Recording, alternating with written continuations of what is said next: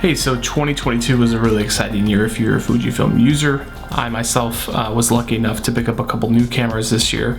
I had been shooting on my X Pro 3 in 2021. I've been shooting on my X100V last year, and I want to show you some photos from the year. These are my personal favorite photos. These were taken with my new set of Fujifilm equipment that I have kind of acquired through the year, some new lenses, new bodies, and of course I actually entered the GFX world in 2022, so really excited to share some of these with you. So let's look at some images here.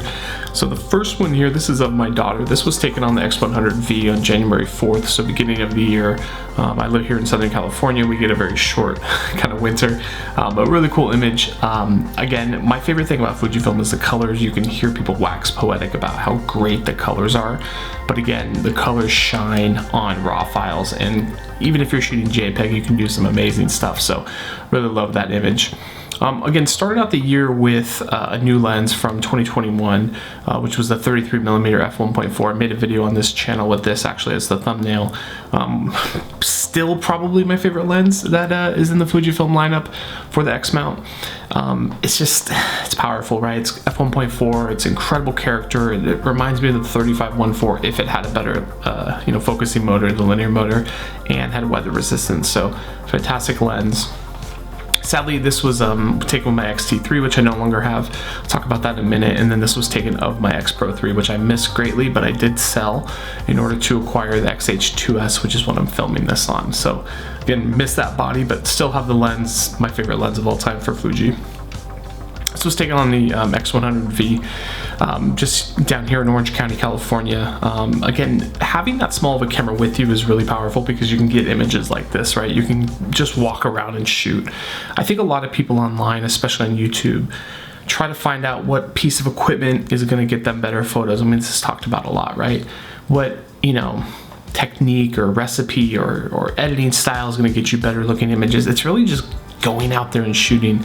Unfortunately, this year, having a new baby and so many other things in my life, I wasn't able to get out and shoot as much, but moments like this on a random mode, it's February 5th at like 4:30 p.m.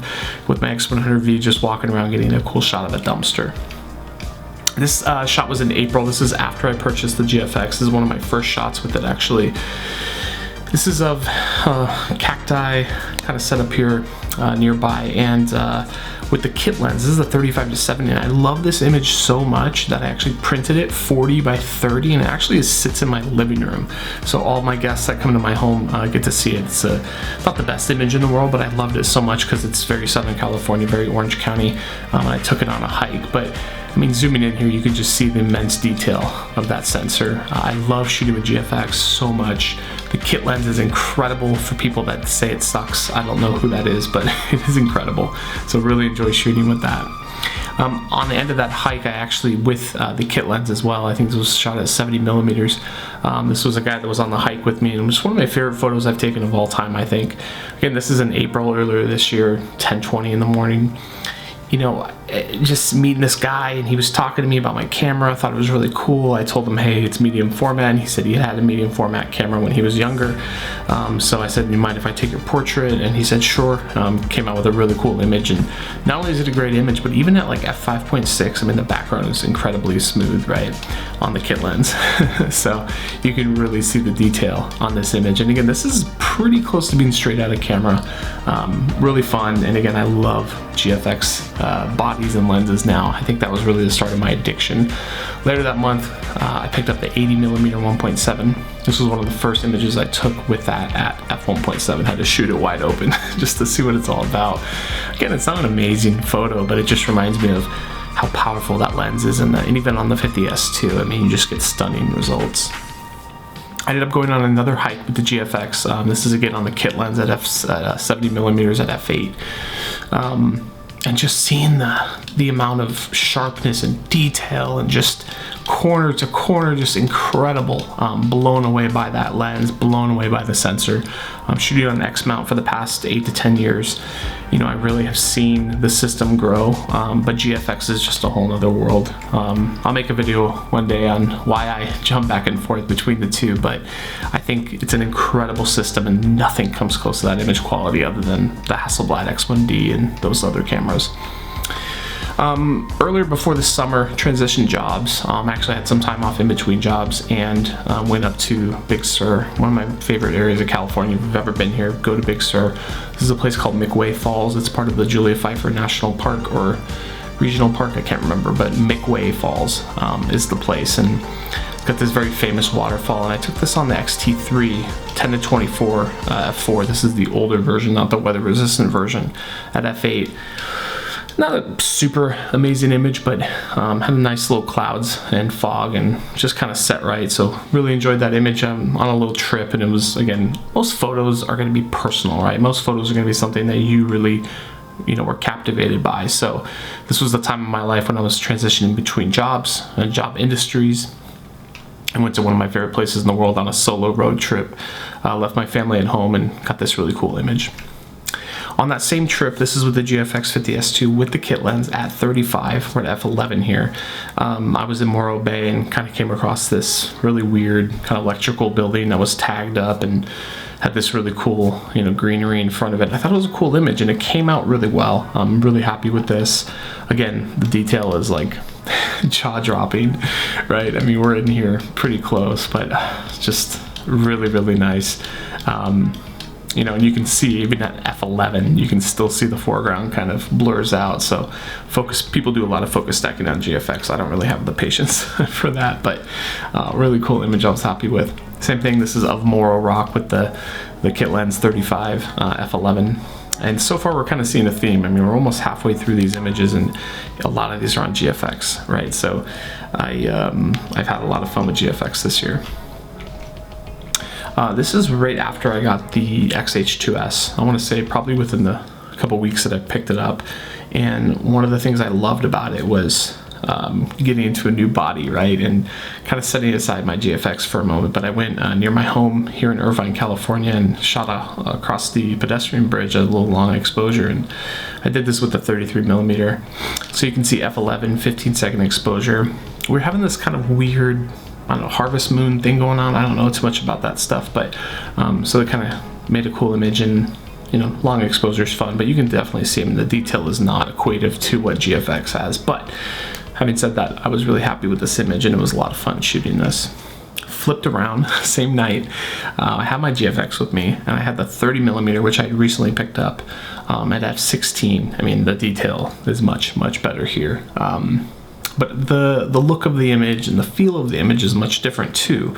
Whereas before I could kind of shoot through and blur out the foreground on the fence, but here with the medium format sensor is a little bit more challenging. I'm at f16 here on the 30mm. So nevertheless, awesome image. I love doing long exposure stuff. I'm trying to get more into that. It's definitely a learning process for sure.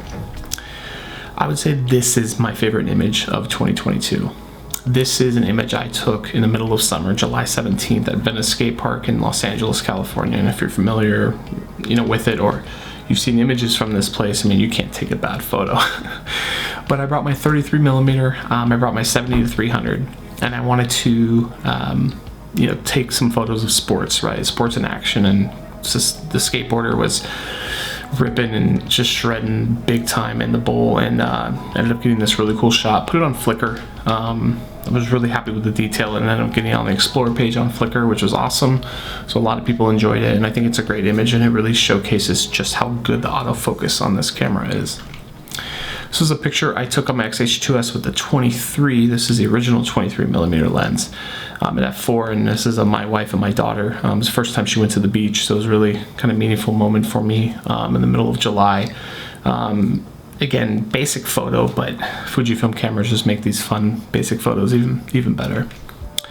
This is a focus stack image. I think this was 60 images with the GFX50S. I believe I'm using the 50mm f3.5 on this. I'm almost positive. The exif info unfortunately got wiped out during the conversion, but this was right after I got the battery grip for the camera, which I love. It says December 26th, but it actually should be sometime in the summer. But yeah, love the battery grip on this camera. I love the way it looks. I love the way it feels. Again, having GFX camera and having X-H2s and now the X-H2, which I'll talk about in just a moment, it's a really easy transition. So really nice. Went to the fair, Orange County Fair this year. you probably go to fairs. It's a lot of fun. I had the 55-200 at the time, doing some long exposures, really enjoying that. I mean, the detail here is crazy. And actually, let me show you the detail in the focus stack. It's pretty nuts. I mean, it's like a pixel shift image almost, but this is just a focus stack image. So about 50 megapixels.